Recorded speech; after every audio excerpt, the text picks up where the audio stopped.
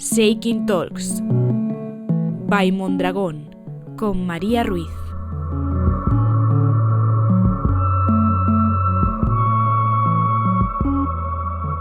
Ongi etorri Shaking Talks by Mondragón Podcastera, el programa de Shaking Hub donde hablamos de tecnología, talento y proyectos desarrollados por nuestras cooperativas. Como siempre, conmigo está Shaky, nuestro compañero robótico que acaba de activarse y que episodio a episodio intenta entender cómo funciona la industria. Hola, Shaky. Hola, Shakers. Acabo de activarme. ¿Qué vamos a aprender hoy?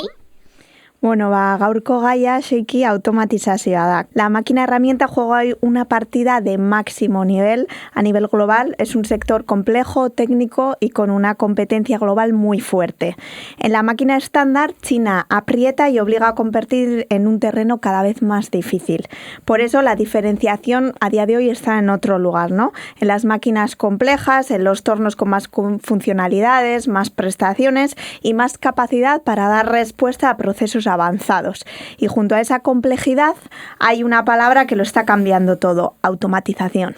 Contamos con Unas Lasa, ingeniero de precisión en el área de robótica CNC de Danovat, cooperativa industrial integrada en Danovat Group, especializada en el diseño y fabricación de soluciones de fabricación avanzada, precisas y de alto valor añadido. Kaixo, Unas. Kaixo. Danovat cuenta con más de 70 años de experiencia, combina su trayectoria histórica en máquina herramienta con nuevas soluciones de robótica industrial, automatización y tecnologías de control, desarrollando equipos a medida orientados a sectores industriales altamente exigentes como lo son la aeronáutica, la energía, la automación o el ferrocarril. Todo ello con el objetivo de llevar prestaciones propias del mundo CNC a procesos productivos cada vez más flexibles y exigentes. Contamos también con Miquel Álvarez de Eulate, ingeniero en Soraluce, cooperativa industrial integrada en Danovat Group, especializada en el diseño y fabricación de soluciones de fresado, mandrinado y centros multifunción de alta precisión para la fabricación avanzada. Kaixo, Miquel. Kaixo. Con más de 60 años de experiencia, Soraluce es uno de los referentes internacionales en máquina herramienta de gran precisión y altas prestaciones. Sus soluciones se utilizan en sectores industriales muy exigentes como aeronáutica, también energía, bienes de equipo o transporte, donde la fiabilidad, la precisión y la eficiencia de los procesos productivos son absolutamente críticas. Y ahora sí, vamos un poco ya al problema real, ¿no? Cuando un cliente quiere mecanizar con un robot, ¿qué problema real está intentando resolver y por qué un robot industrial estándar se queda corto para ese trabajo, Unas?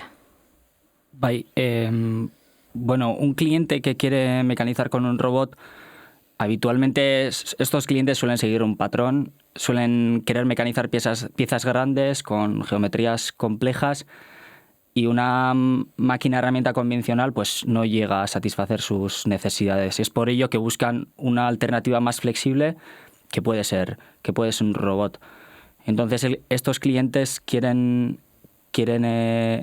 la flexibilidad de un robot, pero con las características de una máquina herramienta. Los robots industriales estándares, los brazos robóticos estándares e industriales, no están diseñados para mecanizar, porque históricamente siempre se han utilizado para manipular pues, objetos, piezas, para coger, mover y dejar estos. Y mecanizar exige otras características que son la rigidez, estabilidad dinámica. Y al fin y al cabo, cuando un robot la herramienta entra en contacto con la pieza, si el robot se desplaza un poco, esto genera vibraciones. Y al generar vibraciones, tenemos un mal acabado superficial, estamos fuera de tolerancia y no llegamos a las características que queremos llegar. Es ahí donde entra el robot que hemos diseñado en Danovat, que hemos querido posicionarnos un poco entre estos dos mundos, la robótica y la máquina herramienta, cogiendo pues, características de ambos. Al final que hemos desarrollado una máquina herramienta con una morfología de robot, de brazo robótico de 6 grados de libertad.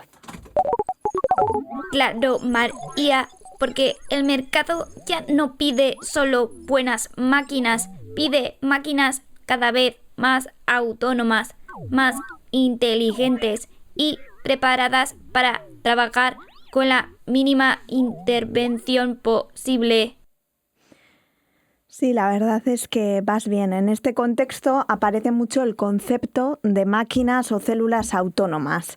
Realmente, ¿qué quiere decir exactamente que una máquina sea autónoma y en qué contexto lo estamos viendo hoy en la industria? Bueno, al final, hoy en día, muchas de las máquinas que usamos ya son automáticas. En el día a día, una lavadora, el ascensor, los coches, ahora cada vez más se lleva el vehículo autónomo, ¿no? Al final, lo que se busca es que una máquina trabaje de forma independiente o con la menor resistencia posible. En el mundo de la máquina herramienta, lo mismo. Al final, las primeras máquinas serían completamente manuales. Eso ha ido cambiando. Por ejemplo, si vamos a un proceso como un cambio de herramienta, si nosotros queremos una operación sobre una pieza requiere el uso de más de una herramienta, antes el operario tenía que ir, interrumpir ese proceso, sacar la herramienta, meter la nueva y continuar. Ahora mismo, hoy en día, eso es impensable. El programa se ejecuta y es la propia máquina la que cambia la herramienta, ¿no? De esa forma se eliminan esos tiempos muertos, el operario no tiene que estar pendiente de cuando necesita cambiar la herramienta. Entonces, eso ha ido evolucionando. Hoy en día se está metiendo más automatización. Hoy en día estamos incorporando ya procesos de paletizado, robots, la parte que ha dicho unas de robots que mecanizan. Es más habitual robots que cambian de herramientas, que cambian de piezas. Entonces todo eso añade una complejidad, un valor extra a la máquina que de cara al mercado, de cara a cliente y de cara a sacar beneficio real, aporta mucho. Entonces la automatización va orientada un poco en ese sentido. Estoy procesando esta información.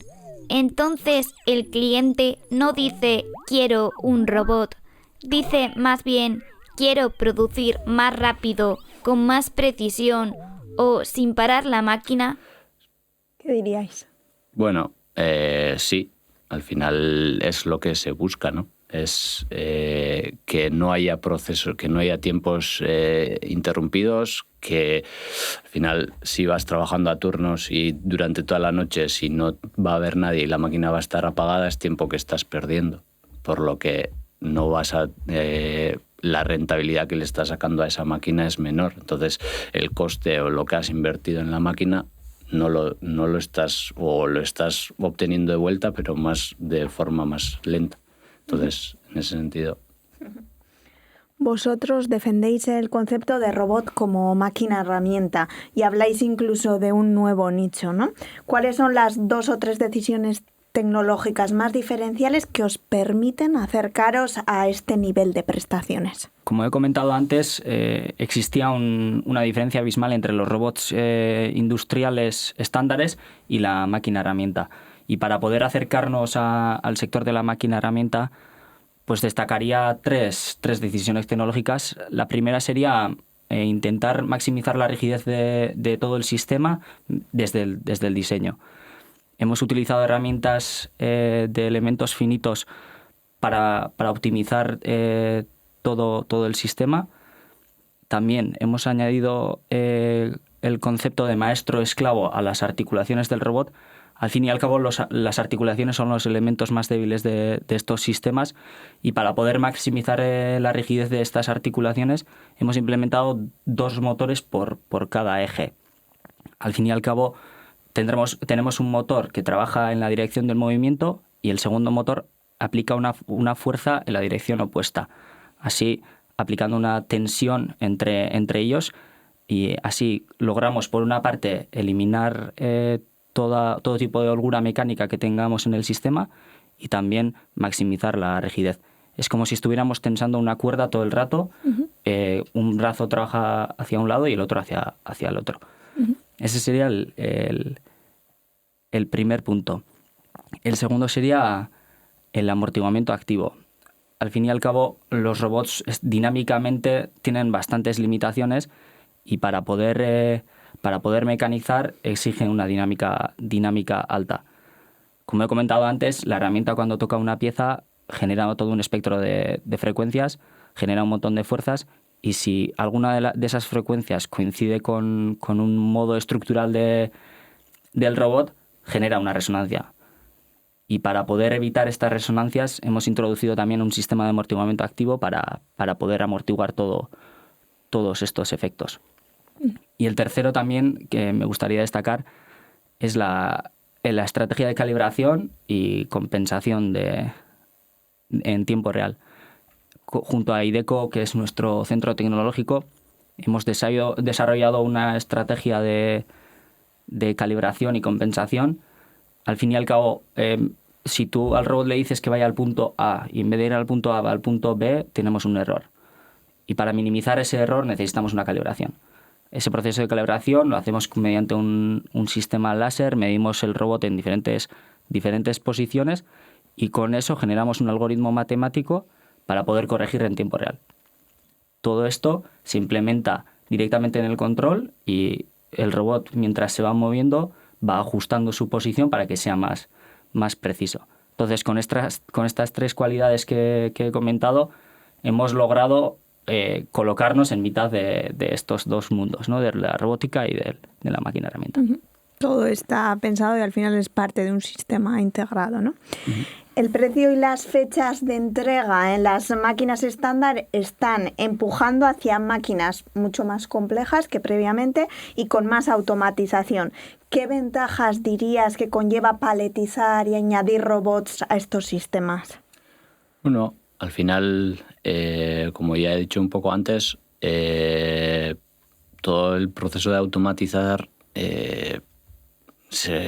lo que se quiere es eliminar esos tiempos muertos, que los trabajos del operario sean de al mayor valor añadido. Por ejemplo, antes ya he mencionado el cambio de renta, pero si nosotros tenemos un sistema de pallets, sin el sistema de pallets en una máquina el operario tiene que ir, cuando la pieza esté acabada, quitar la pieza y poner otra. Y con todo lo que ello va a implicar, porque poner la pieza no es solo, la pongo encima y ya está, la tengo que atar, asegurarme de que está bien alineada.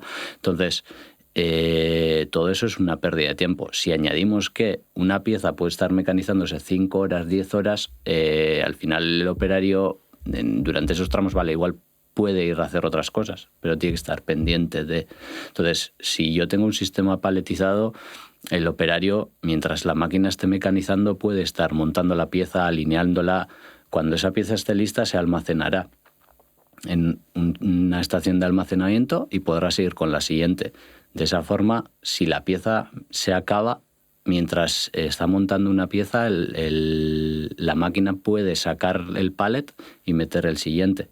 Entonces no pierden nada de tiempo. De la misma forma, cuando cargue esa pieza, puede sacar la que ya ha sido mecanizada y sacarla fuera. Entonces se eliminan esos tiempos muertos, los trabajos del operario son mucho más eficientes y como ya he dicho, de mayor valor añadido, ¿no?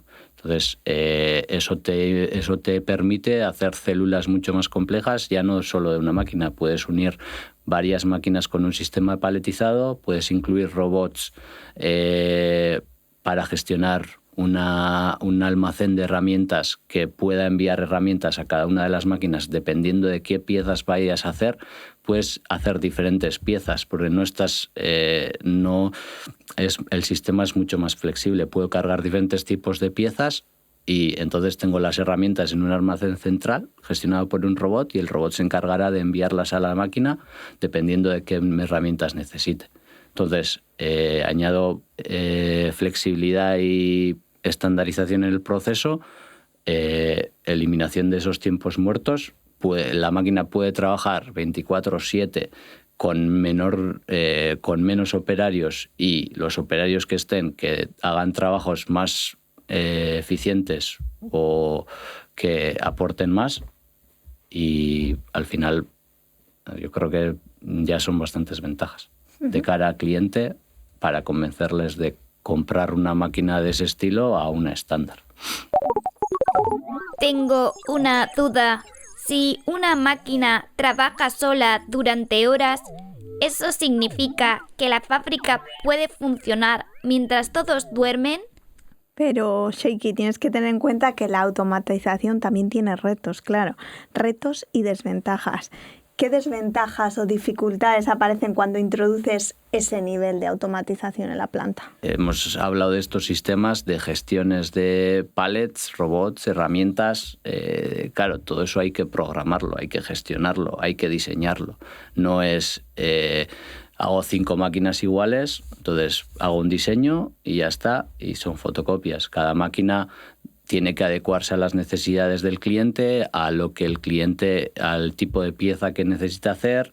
Entonces, eso te implica una labor de diseño, de programación, que sea muy concreta y muy específica. Entonces, reutilizarla es muy difícil. Claro, los técnicos que vayan a trabajar en eso, a diseñarlo, tanto los que van a diseñar como van a programar, los que van a trabajar en el sistema, también los operarios. Antes un operario con menor formación podría trabajar en cualquier máquina. Ahora necesitará una formación específica para esa máquina. Luego, las máquinas necesitan mantenimiento, necesitan revisión. Eliminamos errores humanos, pero añadimos posibles errores que puedas tener y casuísticas que puedan pasar. Entonces, contemplar todo eso, entender lo que pueda pasar y adelantarte a ello para que el cliente no tenga problemas, ese es el reto que tiene la automatización, uno de los mayores, diría yo. Traducción para humanos. La máquina no se cansa, no se despista y puede trabajar más horas seguidas. Sí, si lo explicamos un poco comparándolo, ¿qué toma vuestro robot del mundo de la máquina herramienta y qué mantiene del mundo del robot industrial para crear algo nuevo? Sí, diría que del mundo de la robótica simplemente cogemos la flexibilidad que tiene el sistema. Esos 6 grados de libertad te abren muchas oportunidades.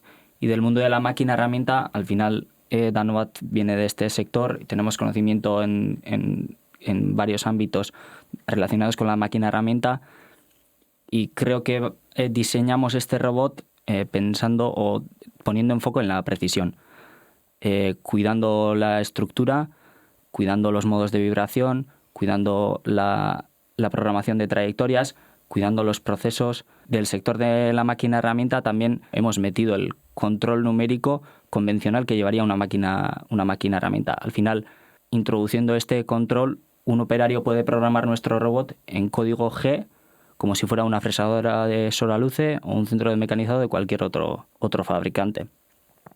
Entonces, hemos insertado todo esto en nuestro robot.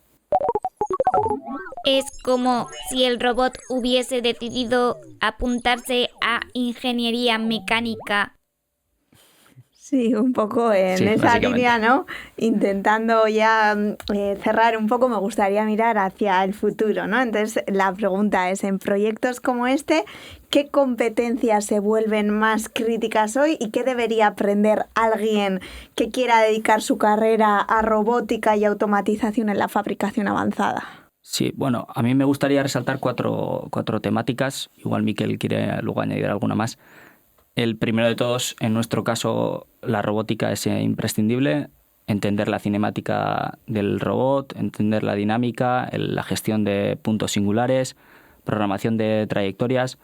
Pero luego también entra en juego la mecánica, como ya hemos comentado, la rigidez, cómo funcionan los actuadores, cómo se deforma el robot, los modos de vibración, etcétera, etcétera. El cuarto punto también sería el control, que también tiene su papel en todo este sistema, el cómo se ajustan los lazos de control, el cómo optimizarlo para que la dinámica del robot sea lo mejor posible. Y el cuarto punto sería el de procesos. Al final es el sector máquina-herramienta y el caso del robot para mecanizado no se entendería sin los procesos. Entender bien el proceso de taladrado, fresado, remachado, etcétera, etcétera. Y con estos 4 ámbitos que se dan en todas las universidades, podríamos decir que tenemos un conocimiento global del sistema y... Al final, perdón que me una, pero es un poco, y de cara a la automatización, que creo que engloba un poco todo, incluiría el robot, son procesos que necesitan de muchos aspectos, muchos tipos de conocimientos que cada vez más, antes igual había la figura que dominaba todo. Ahora cada vez más se necesitan especialistas en pues dinámica, gestión de motores, programación, incluso la automatización también tiene parte de programación, pero programación ya no la que se había visto, la que ha dicho Unash antes de lenguaje G, que te permite hacer una operación de taladro. Necesitas programar en lenguajes como Python, Visual Studio. Al final necesitas dominar esos programas para otros aspectos. Entonces, son muchas cosas que si estás interesado no tienes por qué dominarlas todas. Con que vayas por la rama que te guste, a mí me interesa más la eléctrica o la mecánica, la programación a bajo nivel, pues, o a alto nivel, depende. Entonces, en ese sentido, el abanico de posibilidades y según lo que te guste es muy amplio. Sí, es imposible controlar todos los ámbitos. Hay que saber trabajar en equipos multidisciplinares y enfocarte en una temática, empezar por ahí y luego ir ampliando tu conocimiento. Estoy actualizando mi sistema. Entonces, para trabajar en este mundo necesitas entender mecánica, programación, automatización y cómo funciona la industria real. Exacto, Seiki. Por eso espacios como Shaking Hub buscan acercar estos proyectos a nuevas generaciones que quizá no imaginan todo lo que se hace a día de hoy dentro de una fábrica. Hoy hemos hablado de robots, automatización y máquina herramienta, pero sobre todo hemos visto cómo la industria está evolucionando hacia sistemas cada vez más inteligentes y autónomos. Gracias, Unash, gracias, Miquel, por compartir vuestro trabajo y gracias a quienes nos escucháis. Nos vemos en el próximo episodio de Shaking Talks by Mondragón y recordad que nos podéis seguir también en la cuenta de Instagram @ShakingHub _.